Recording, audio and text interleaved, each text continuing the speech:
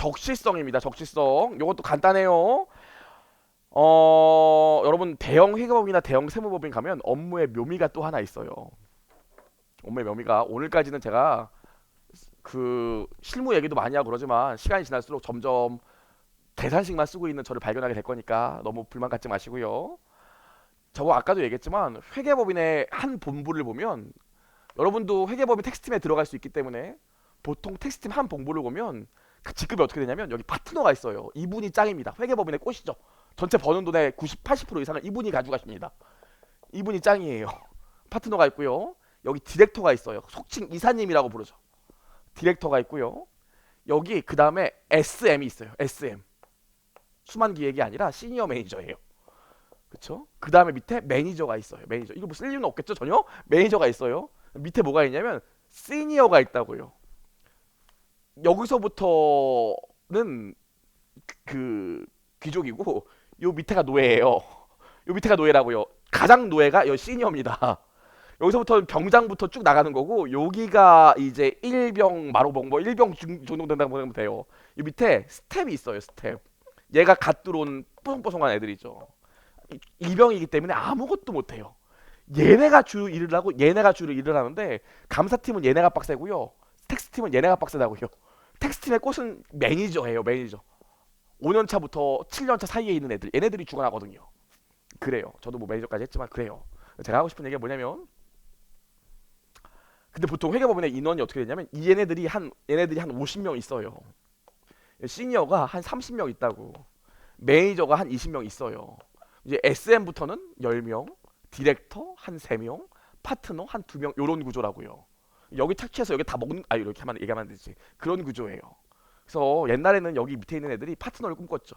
여기 대형 회계법인 파트너 되면 돈 얼마 벌 것 같아요? 3일 회계법인 파트너 되면 얼마 벌 것 같아요? 빈준호 정도는 벌죠. 빈준호가 1년에 30억 벌거든요. 몰랐죠. 대형 회계법인 파트너 되면 30억 이상 벌어요. 제가 옛날에 회계법인 다닐 때 강사한다고 퇴사한다고 그랬어요. 근데 저희 팀의 본부장님이 저랑 면담했어요. 좀 친했거든요. 너 그 돈 얼마나 번다고 그거 하는 거니? 그거 한 20억 버니? 이러더라고요. 너 여기 더 있으면 나처럼 파트너 되면 50억도 벌 수 있어. 그래서 제가 뭐라고 했냐면 전무님처럼 된다는 가정이 없잖아요. 제가 하고 싶은 거 하러 나가겠습니다. 그랬어요. 그랬거든요. 뭐 그런 식이에요. 연봉도 궁금하죠? 얘기해 줄까요? 나온 김에? 요즘 이 업계가 상승됐기 때문에 일단 시작할 때 제가 알기로는 얘네들도 거의 6천 가까이 5천 넘어서 버는 걸로 알고 있어. 5천에서 6천 사이고요. 여기 가면은 7천까지 벌고요. 여기 가면은 요즘에는 거의 1억 가까이 간다고 하더라고요. 여기서부터는 개인 계약의 능력의 차이기 때문에 뭐 여기 얼마 버는지 궁금한 건 전혀 의미가 없어요. 근데 여러분 웃긴 게 뭐냐면 요거 입사하면 2년까지가 여기고요. 요거 입사하면 5년까지가 여기고요. 입사하면 7년까지가 여기예요. 그래서 회계법인 세무사 되시고 회계사 되시면 여기까지 가는데 7년 정도밖에 안 걸리는데 여기까지 가면 이 1억은 다 벌어요. 1억은 다 벌어요. 그래서 저희 직업이 가끔씩 나쁘다 이렇게 생각하시는 분들이 있는데 어디서 이렇게 벌어요? 그쵸? 물론 대기업이랑 초반에 시작할 때 차이가 좀 나는 데도 있었어요. 옛날에는 대기업 쪽에 돈 많이 준 데 있잖아요. 옛날에 차이 많이 났다고요. 근데 이 연봉 상승률이 저희를 따라갈 수 없기 때문에 이길 수 없어요. 가끔씩 뭐 MLB 파크나 이런 데서 보면 허세 부리는 분들 좀 있는데 그런데 모르시나요? 그런데 있어요. 여기 그 커뮤니티 같은데 이렇게 허세 파크 뭐 이런 데 있거든요. 제가 말씀드리고 싶은 게 뭐냐면 저도 처음엔 그랬는데 제 연차쯤 되면은요 저보다 연봉 많이 받는 회사 거의 없어요. 그렇죠?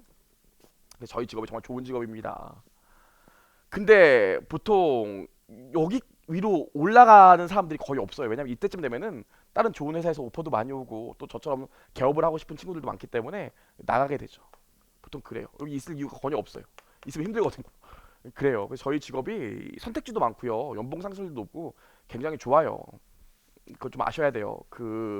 야 회계사만 그렇지 세무사는 안 그러지 않냐 그러는데 어차피 필드 나가면 똑같기 때문에 제가 볼 땐 괜찮아요. 그리고 저번에도 한번 얘기했는데 야 여기서 얘기를 안 했구나. 여러분 이 시험 붙으시면 한 내년 내후년까지 시험 붙으시면 되게 괜찮은 게 이 회계사가 법이 바뀌어갖고 요즘 회계법인 처우가 굉장히 좋아졌어요. 요즘은 야근도 잘 안 하려고 그러고 그 뭐 덤핑 치고 이럴 필요도 없어요. 법에 정해진 대로 돈을 받아야 되기 때문에 그래서 요즘 옛날에 3일회계 법인 같은 경우에는 비상장 회사도 돈만 준다면 다 하고 그랬거든요. 요즘 비상장사는 아예 안 받고요. 고객들을 그냥 잘라내요. 요즘 리스크 관리 때문에 그래도 그래도 영업을 안 하고 거래처가 안 늘었는데도 불구하고 매출이 거의 50% 이상 상승했어요. 그래서 요즘 회계법인에서 회계사들 잘 안 나가려고 그러거든요.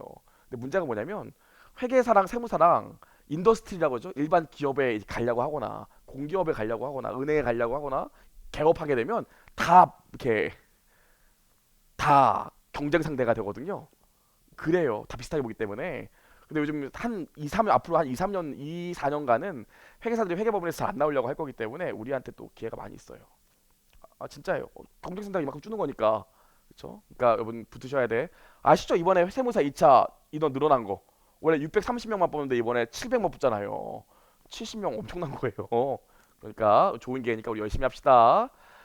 자, 제가 이 얘기를 왜 했냐면 적시성 얘기를 하려고 했는데 문제가 뭐냐면 여기 너무 많은 사람들이 있다 보니까 한 팀으로 움직이는 게 아니라 이번엔 얘랑 이번에는 얘랑 이렇게 움직인다고. 그럼 내가 어떤 스텝이랑 보세요. 어떤 스텝이랑 1월 1일부터 1월 7일까지 일했어요. 그리고 우리 보고서는 1월 10일까지 내야 된대. 회사한테 보고서를 1월 10일까지 줘야 된대. 근데 문제는 뭐냐면 어떤 스텝이랑 같이 일을 했는데 얘랑 1월 7일까지는 같이 있었지만 그 이후에는 서로 딴 일 한다고요. 서로 딴 일해. 이게 묘미이면서 이게 짜증나는 일인데 회사에 1월 10일까지 보고서를 받으려면 스텝이 일한 부분은 나도 미리 받아서 내가 리뷰해보고 고칠 거 있으면 고쳐야 될 거 아닙니까? 제가 그래서 1월 8일까지 달라고 그랬어요. 하루 차이긴 하지만 아니 너무 극단적이다. 1월 5일이라고 할게요. 여기가 1월 15일이라고 할게요. 제가 1월 8일까지는 작업해서 달라고 그랬다고요. 그랬더니 스텝이 알았습니다. 그때까지는 드릴게요 하고 갔어. 각자 헤어졌다고. 그 이후부터 얘 자식이 연락이 안 돼. 메일을 보면 그냥 일십하는 거죠. 연락이 안 돼. 1월 8일 넘어갔는데 진짜 감동 실화예요. 제가 너무 답답해가지고 얘 스케줄표를 봤어. 회계법인에 보면 모든 회계사들의 스케줄이 나와 있거든요. 어디가 있고 어디가 있고 어디가 있고 제가 그 스케줄표를 봤더니 제 친구랑 같이 나가 있더라고. 제 친구한테 전화했어요. 야 옆에 그 회계사님 있지? 있는데 왜? 바꿔줘 이랬어요. 바꿔주시죠. 더 이상 피할 수 없잖아요. 받았죠. 아 회계사님 제가 드리려고 했는데 이게 회사에서 자료를 안 줘갖고 저도 미치겠어요 이러더라고요. 그래서 제가 자료를 안 준다고요? 제가 그럼 김 과장님한테 전화할게요. 그랬더니 아니요 회계사님 그래도 제가 맡은 일이니까 제가 끝내고 싶어요. 제가 1월 11일까지는 꼭 드릴게요 그러더라고요. 그리고 또 연락이 안 돼 자식이. 제가 너무 짜증나가지고 회사에 전화했어요. 김 과장님한테. 김 과장님 왜 자료를 안 주셔갖고 우리 스텝이 저한테 보고서를 안 줍니까? 저 그럼 이날까지 못 드려요 그랬더니 웬걸 스텝이 김 과장님한테 전화한 적이 한 번도 없대. 그리고 나서 연락이 계속 안 돼. 제가 그래서 너무 화가 나가지고 근데 저희가 다들 배운 만큼 배운 조직이기 때문에 절대로 욕하거나 그러지 않아요.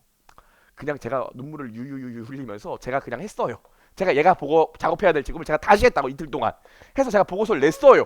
감동은 싫어해요. 그리고 나서 얘가 1월 20일 날 저한테 보고서를 들이밀더라고요. 제가 어떻게 했을까요? 수고하셨습니다 하고 닫아고 바로 쓰레기통에 넣었어요. 왜 그래? 이때까지 필요했다고. 이 이후의 정보를 전달하는 건 아무 의미가 없어요. 이런 걸 뭐라 그래? 정보의 적시성이라고 하죠. 그쵸? 이게 적시성입니다. 다만 여러분 하나만 더 물어볼게요. 이 적시성 같은 경우엔 일반적으로 기간이 경과하고 시간이 경과하면 정보의 적시성은 어떻게 할까? 어떻게 될까? 당연히 하락하겠죠. 시간이 경과할수록 의미가 없는 정보예요. 하지만 때에 따라서 시간이 경과하더라도 그 정보의 적시성을 유지하고 있는 경우가 있어. 어떤 경우에 그럴까? 추세 분석이요. 올해 매출이 100억이었어. 그 다음 연도에 매출이 120억이야. 그 다음 연도에 매출이 140억이야. 매출이 점점 상승하는 추세네. 이렇게 추세를 분석할 때는 과거의 자료도 여전히 의미가 있다고요. 그래서 여러분 저희 오답 유형으로 나온 게 뭐가 나오냐면 적시성의 경우 기간이 경과하면 적시성이 하락한다. 이러면 틀린 말이라고요. 하락하지 않는 경우도 있어요. 따라오실 수 있겠죠? 자 여기까지 정리하고 좀 이따 책 읽어드릴 건데 나온 김에 이 스텝 얘기를 마저 해야 되니까. 근데 얘가 다른 팀에서 다른 회계사랑 일할 때도 계속 이랬더라고요. 계속 이 짓거리를 했더라고요. 그럼 어떻게 되는 줄 알아요? 저희는 일을 안 해요. 왜냐면 아까 봤지만 시니어급이 실제로 일하는 애들이기 때문에 시니어가 밑에 데려갈 스태프들을 누구 데려갈지를 자기가 자기 스케줄표에 그냥 껴서 넣는다고. 전화해서 회계사님 그날 시간 되시죠? 돼요. 그럼 저랑 같이 나갈까요? 나가시죠. 그럼 그냥 스케줄표에 껴 넣는다고. 하다 보면 마음에 드는 애들이 생기기 때문에 걔랑만 같이 나가게 돼요. 근데 소문이 나. 야 걔랑 가면 죽어. 똥 싸는 거야. 막 이러면 걔를 뺀다고요. 아무도 질책하지 않아요. 아무도 욕하지 않아. 미생같이 너 잘해라. 술 먹고 야이야 이러면 차라리 난데 그냥 아예 쌩 깐다고요. 회계법인이나 세무법인 같은 구조는. 그래서 그 스텝이 무려 6개월 동안 일이 없었어요. 그리고 퇴사했죠. 저희 회계법인이나 세무법인 같은 조직은 사람 스트레스는 없는데 일을 못하면 단점 중에 하나인데 일을 못하면 그냥 아무도 안 써줘요. 그러다 보면 알아서 나가게 돼 있죠. 그런 구조거든요. 근데 웃긴 건 뭔지 아세요? 이 자격증이 있고 회계법인에 6개월 정도 근무한 거잖아. 그래서 로스쿨 갔어요. 세종가 있다고 하더라고요. 잘 살아요. 그렇죠. 하여튼 그렇죠. 읽어볼게요. 적시성. 적시성은 의사결정에 영향을 미칠 수 있도록 의사결정자가 정보를 적시에 이용 가능하게 하는 것을 의미한다. 일반적으로 정보는 오래된 것일수록 유용성이 낮아진다. 당연한 소리지. 여기까지 맞는 문구인데, 그러나 일부 정보는 보고 기간 말 후에도 오랫동안 적시성을 잃지 않을 수도 있다. 예를 들면 일부 정보 이용자는 추세를 식별하고 평가할 필요가 있기 때문이다. 그래서 이렇게만 나온 적이 있어요. 보고 기간 말 후에도 오랫동안 보고 기간 말 후에 오랫동안 경과한다면 그 정보의 적시성은 무조건 하락한다. 이러면 틀린 말이에요. 적시성을 잃지 않고 유지하는 경우도 있다고. 어떤 경우? 추세 분석 같은 경우에 따라올 수 있겠죠. 무슨 말인지. 좋아요. 여기까지 했습니다.